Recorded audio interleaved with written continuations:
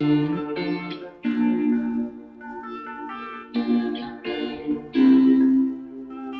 plan part. Today is Sunday, 13th of February 2022, and on this beautiful day of the Lord, we are talking about condoms. World Condom Day is celebrated on the 13th of February yearly. In fact, perfect day, a day before Valentine's Day. Okay, so it's going to be a social injustice if I don't tell you about this tweet that has been trending for the past couple of days. You might have seen it. The tweet says, fornication is not a Valentine's gift. You know who wrote it now? Solomon Bucci. Okay, so Solomon Bucci, that one, he enter well, like big time. I don't know, from different angles, fornication is not a Valentine's gift. Okay, he's like, bring money to the table, madam, like bring money to the equation. Stop spreading your legs as a living sacrifice unto the brother. This your worship is very unreasonable, babe. Then also, he also comes from the perspective that says like, you know, that thing that the fact that you're having sex with somebody around Valentine's Day doesn't mean that it doesn't excuse it for like fornication. If you believe that it is fornication, you understand, doesn't excuse it. The fact that the calendar dates, like the fact that are happening around Valentine's Day, doesn't make it love, quote and unquote. It is still saying like it is still fornication. You understand what I'm saying? Okay, so that one enter Uncle Solomon Bucci. That uncle, he knows how to like make really snide comments. Okay, so condoms. Who doesn't know condoms are, what condoms are, and everything? Let's speak small English, Jare. I went to the dictionary for you to check what condom is. Oxford Advanced Learners Dictionary. You know, once this thing popped up on my Google, on my Chrome, I was like, I just pictured the traditional Oxford Advanced Learners Dictionary. I mean, all the years I carried that hard copy around my life, it never occurred to me to check what condoms are, like in the dictionary. So, but I went to check for you today. Okay, Oxford Advanced Learners Dictionary says that a condom is a thin rubber sheath worn on a man's penis during sexual intercourse as a contraceptive or as a protection against infection. Okay, first of all, you guys, this community is so sexist. I mean, there are female condoms, so why are just talking about male condom and everything? I didn't even bother to check if they had any other definition. I just went to Wikipedia straight. So Wikipedia says that a condom is a sheath shaped barrier device. Is condom a device? Yeah, really? Okay. It is used during sexual intercourse to reduce the probability of pregnancy or STI, that's sexually transmitted infection.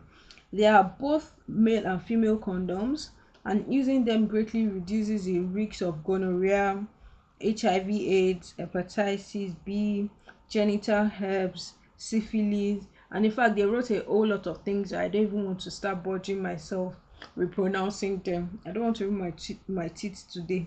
Okay, so as an educator, I can't help but like extrapolate lessons from this definition. So you remember that he said that it protects against herpes, syphilis, HIV/AIDS, reduces risks of pregnancy, and all of those stuff. But there are some things that weren't mentioned. Number one, it doesn't protect you from soul ties. Like using condoms doesn't protect you from soul ties. It doesn't reduce like your probability of getting a heartbreak, aka serving you breakfast. It doesn't change the fact that when you have sex with somebody, like there's usually a transfer of spirit. It doesn't change that. Sex does not like reduce your body count and all of those kind of stuff. So do you understand it? Do you understand the fact that as much as sex can condoms can protect you on the physical space, you understand, it may not protect you on the mental space, on the emotional space, on the spiritual space, you understand? Okay, so using condom is actually generally advantageous, really. And it comes in different shapes, sizes, like actually for men, like they are, even for women, for men they are like extra large, small, and everything. Then it comes in different flavors. I mean, even Durex, if you go to a supermarket and you're observing, you see different flavors: apple, banana, strawberry. I've seen one blue one before. Don't mind me, I'm just always looking at stuff and observing my environment. Okay, so using condom is actually generally advantageous, except the fact that some people say they like it flesh to flesh, they like it skin to skin. I don't know, my parents was not hearing this. There's this thing about, I think it's an African parent thing, that they expect children to know nothing about sex, know nothing about stuff until they get married, and on the wedding day the knowledge is just jump on you. Hallelujah. Okay, I'm just joking about my parents not hearing this, like it's fine, trust me. Okay, so there's this stuff I actually heard, like heard some months ago, and I was quite curious about it. I went doing a Google search and all of that, and asking questions all around. I heard that in France, in secondary schools, oh, there are condom vending machines. Like, it's like having a condom dispenser in schools, and mostly it is even free. So I was just thinking, like, in secondary school, and like, really, that made me, like, in preparation for this episode. So we did something at Plamper Consult. What we did was that on our social media handles, we put out polls. We said that we're asking if people think that in Nigerian secondary schools we should have those kind of condom vending machines, and in fact, only 13% of our respondents felt like the students should have condom vending machines, and the remaining 87% were like, no, like we should just leave it at condom education. And condom education is really a thing. I mean, even if we are not giving out like actual condoms to secondary school students, for on different bases, like on the basis of morality, on the basis of like, do you really want to empower them to do certain stuff and all, especially maybe at junior secondary school level, or at any point, if you feel, oh no, we shouldn't give this their students condom in Nigeria, I mean, or wherever we are in the world, but I think we shouldn't deny them from condom education. They actually, secondary school age students should know about condom education. It is a very good way to enlighten them, educate them, and even aside that self, it is, if you don't tell them the truth, they will go look for the information by themselves, especially this very inquisitive generation. You can be sure they will go look for them. So, and then you would also be preventing a lot of um teenage pregnancy and all, because ignorance is not always bliss at all. Like, ignorance isn't always bliss. As much as we tell our children what to do, we really can't control, like in actual fact we can't be with them 24/7 and to control exactly what they decide to do with their lives. So I think condom education is something that we should actually give to students, like talk about, especially during sex education in schools. Chip it in that there's something called condom. Okay, so at this point I really need to ask you a question. What was like the first time that you saw a condom, like an open condom? Like, when was the first time, like at what age were you, and was like your funniest condoms, like mishap story that you have heard? So let me answer the second question. My funniest condom mishap story that I've heard, I read it online actually. It was written by a Nigerian, foreign enough, that he was making love with his lover, and then the condom went so deep inside her that they couldn't remove it. So I can't just imagine how weird that would have been, that they had to go to the hospital and it was the doctor that removed it for them. I was like, oh my god.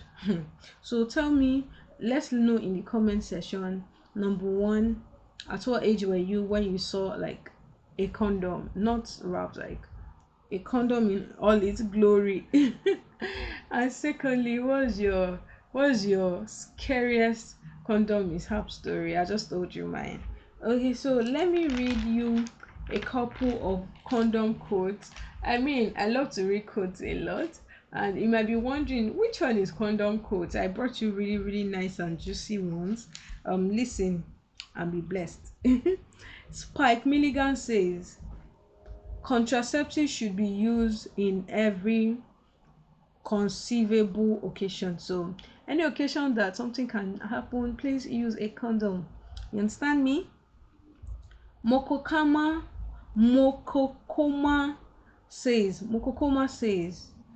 millions of deaths wouldn't have happened if it weren't for the consumption of alcohol. The same can be said about millions of births. You understand? Millions of deaths wouldn't have happened if it weren't for the consumption of alcohol. The same can be said about millions of births. So you understand? Andrew Smith says expired condoms are like nuclear waste. There is nothing sensible you can do with it.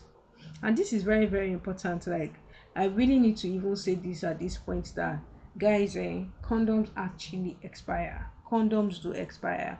You need to check out the expiration date. You know, one of the reasons people have condom feels like maybe they use condom and the lady still got pregnant and everything. One of the reasons could be that the condom maybe tore inside her and like there was a spill, or the condom was already expired. So if the condom is expired, there's a very high probability that there will be like tiny holes inside, and you know it will just slip a little, just sperm will just spill into the lady. So you grab.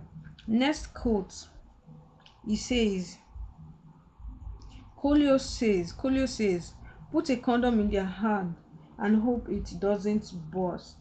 Put a condom in their hand and hope it doesn't burst. Okay.